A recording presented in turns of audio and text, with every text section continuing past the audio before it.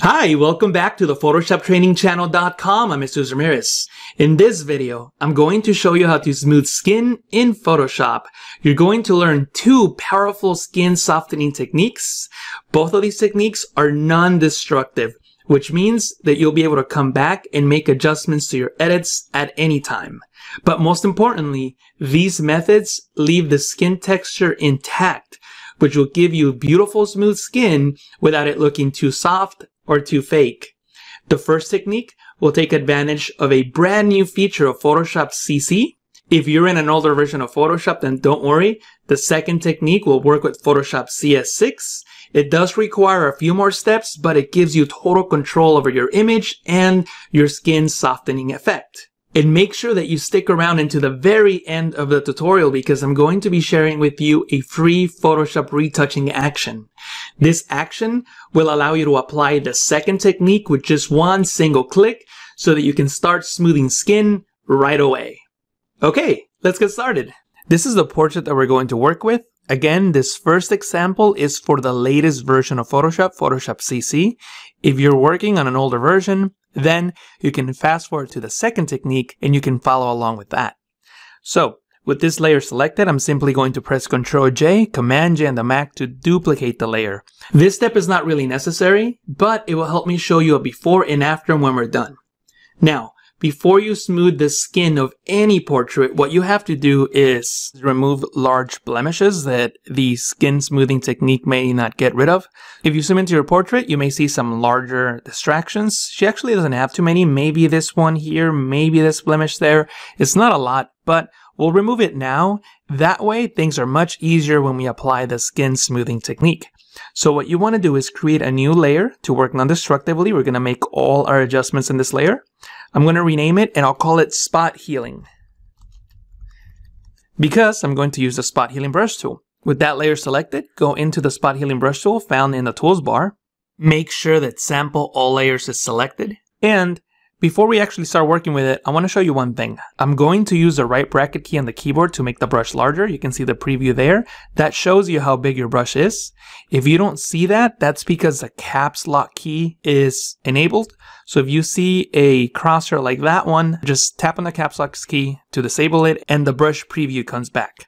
So what I want to show you is how most people work with this tool. Most people just work with this tool with the normal setting. Notice that the mode is set to normal, and that just means that Photoshop samples pixels depending on where you paint. And in most cases, it does a really good job.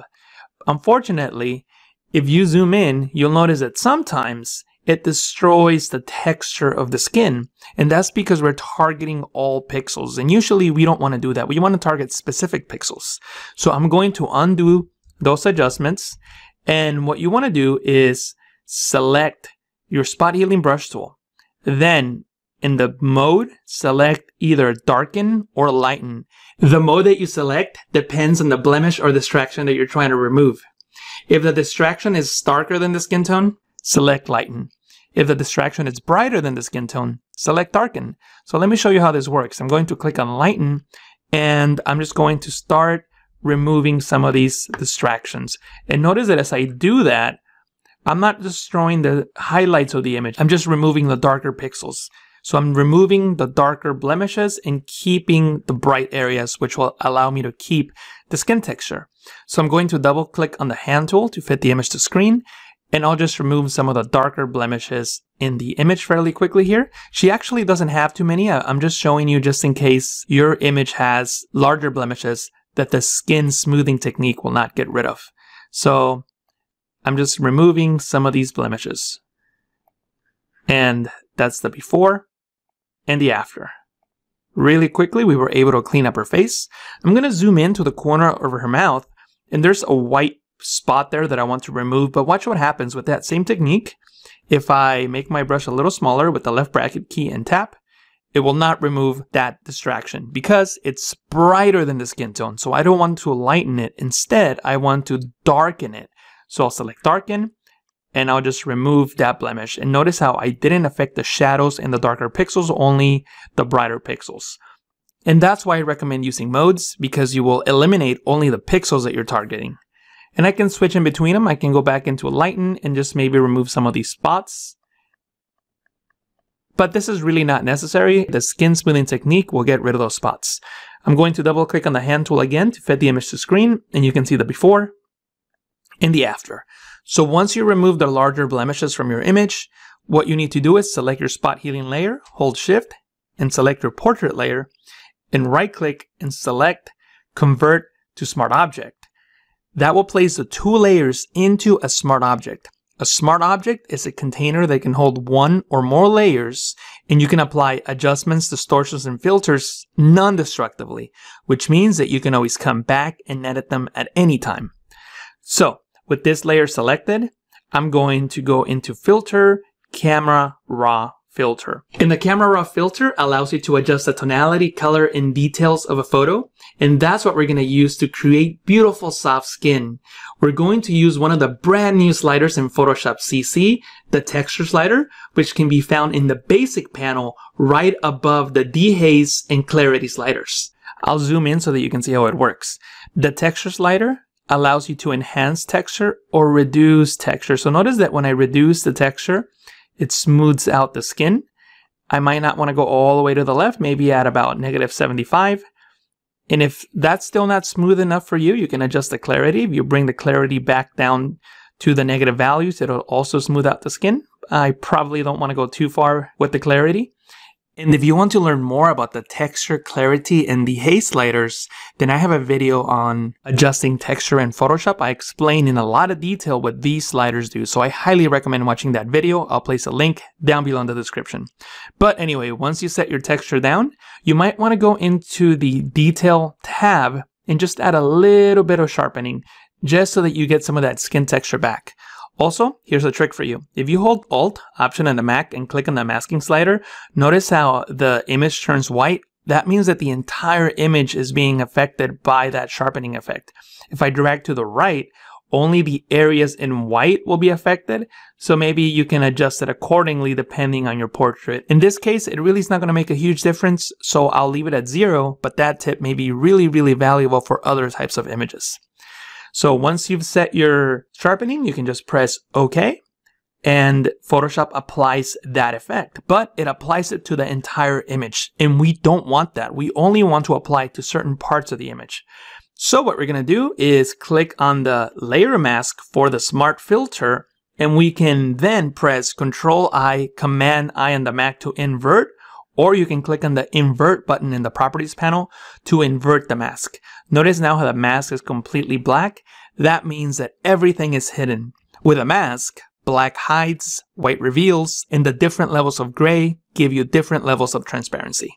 So what I'm going to do now is with the brush tool, I'm going to make sure that my foreground color is set to white, which it is, and I'm just going to paint in the areas where I want to apply the skin smoothing effect. So not everywhere, just in the areas that require a little bit of smoothing, and that will quickly smooth out her skin. We'll be able to see a lot of detail, and all this is non-destructive. We can edit it. So if I make a mistake, I can just paint with black and remove the effect from that area, switch back to white, and I'm switching between white and black by clicking on this arrow.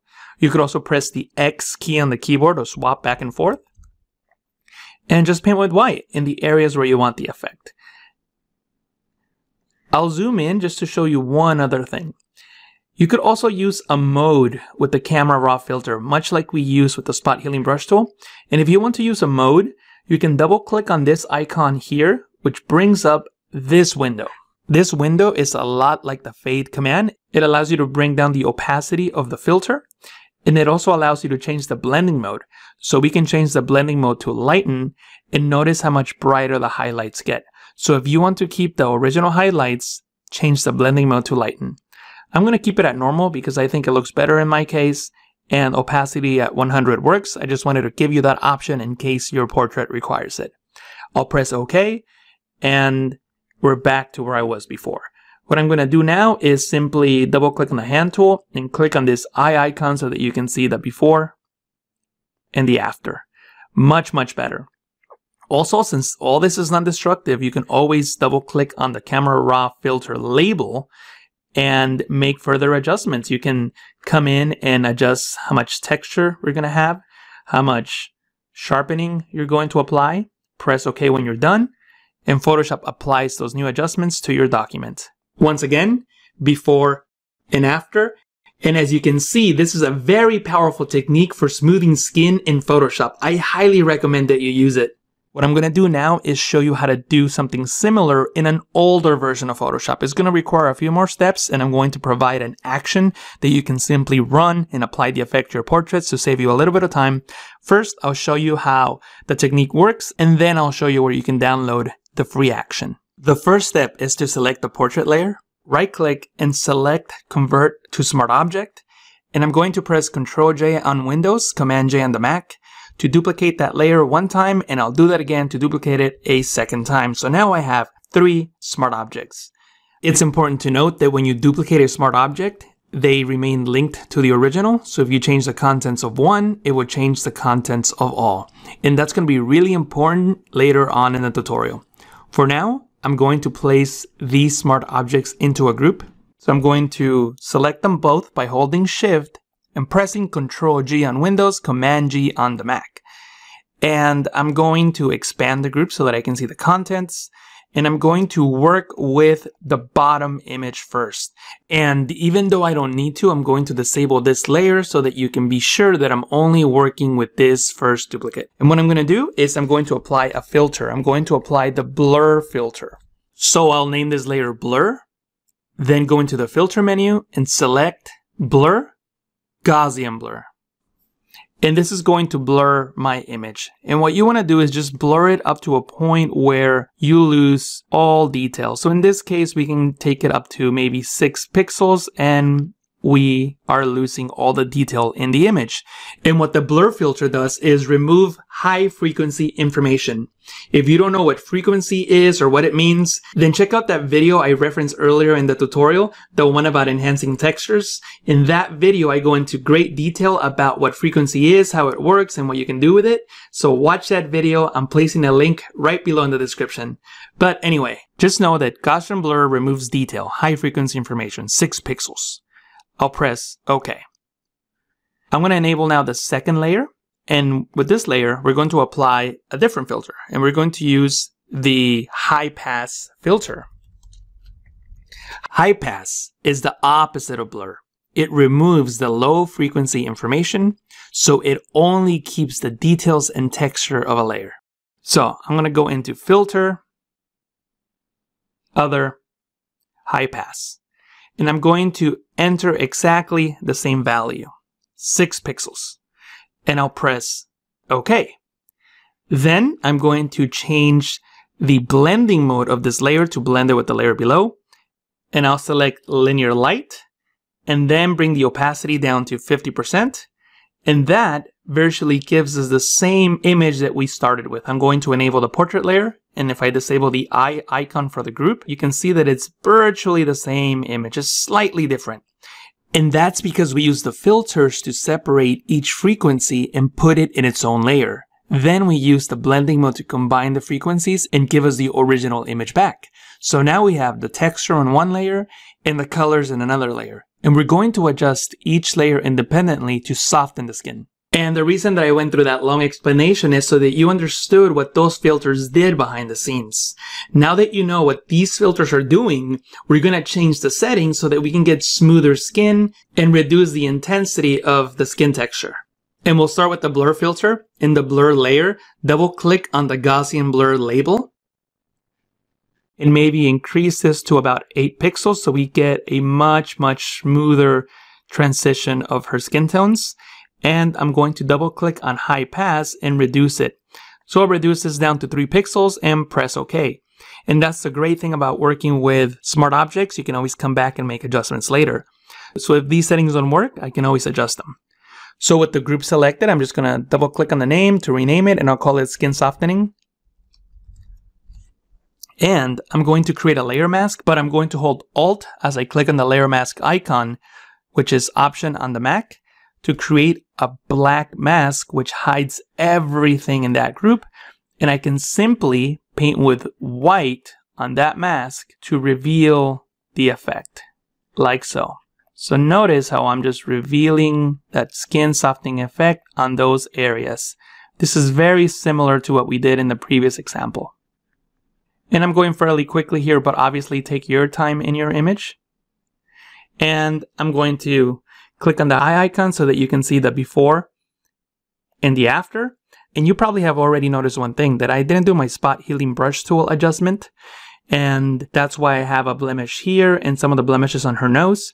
So remember, this is a smart object. We can always come back and edit it. So if I double click on the smart object, it'll open up in a new tab and I can do the same technique. Create a new layer, select the spot healing brush tool, make sure that lighten is my mode, and I can just paint away some of these larger blemishes that you see here on her nose and on other areas of her skin. The white on her mouth. So I'll change that to the darken mode on the spot healing brush tool. I'll quickly remove those white dots. Then I'm going to close the smart object, save it, and those changes are applied to the image. Remember, these smart objects are linked, so the updates will happen on all instances of those duplicated smart objects. And that is the great thing about working with smart objects. You can always come back and edit your adjustments. That way you get the best smooth skin as possible. Again, these adjustments are all subjective. Do what works best for your image, but generally speaking, you don't want to push the effect too far, but that is up to you to decide.